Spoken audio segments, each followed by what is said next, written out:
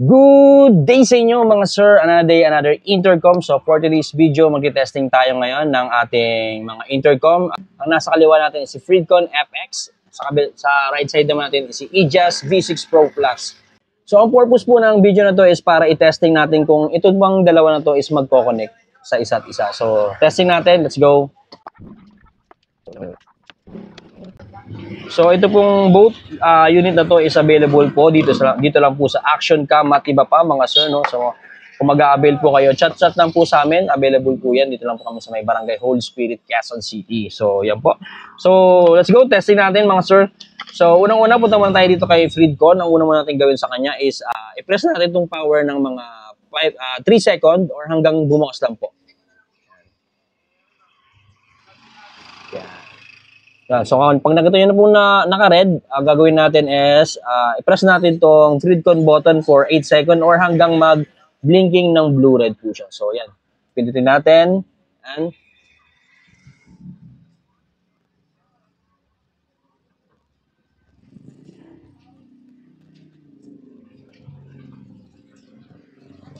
yan. So kung kita nyo po mga sir, blinking blue-red na po siya. So dito naman po tayo sa ating Aegis V6 Pro Plus. So ang gagawin natin is pindutin natin itong button na to, yung intercom button ng mga 8 second or hanggang mag-blinking blue-red din po siya. Yan. Press natin.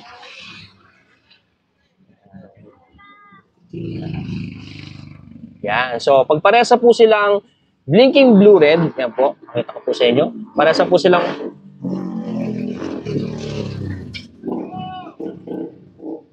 so ayan po mga sir, no? Pag nakita nyo, panapansin nyo po na, so ayan mga sir, no? Pag nakita nyo na po na parehas na po silang blinking blue-red, ang gagawin po natin ngayon is i-connect po natin silang dalawa. So paano po ba siya i-connect? Sa Freedcon, i-click lang po natin itong power button ng isang beses. Sa Aegis naman po, i-click lang po natin yung Aegis button ng isang beses po.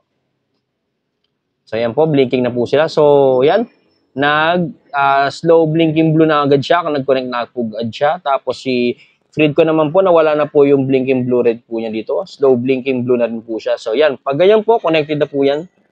Ganyan lang po sila mag-connect. So available po ito, yung Freedcon and then Aegis. And then meron din po tayo dito na Jabber intercom. So available po yan dito sa Action Cam at iba pa. Meron tayo ditong home credit and credit card. Kung gusto niyo mag-avail nito, chat lang po kayo sa amin dito sa page namin. And then ano pa ba? Inquire lang po kayo kung ano yung mga hanap yung intercom, tutulungan namin kayo, i-assist namin kayo. So maraming salamat. Thank you po. Bye-bye. Hep, hep, hep. Yan. So baka may magtanong na naman dyan, baka nagko-connect lang sila pero hindi gumagana yung mismong speaker natin. So ang gagawin natin ngayon, iti-testing naman natin sila. So yan.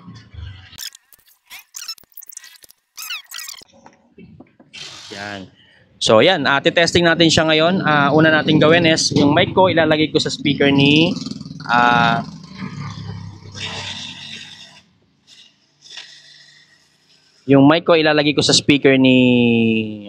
Freedcon. Yan. So yan. Tapos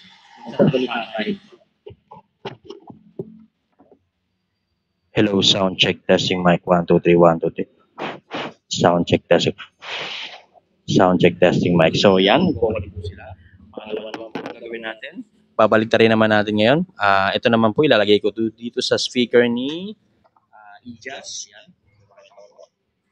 Tapos dito naman po ako magsasabita kay Freedcon.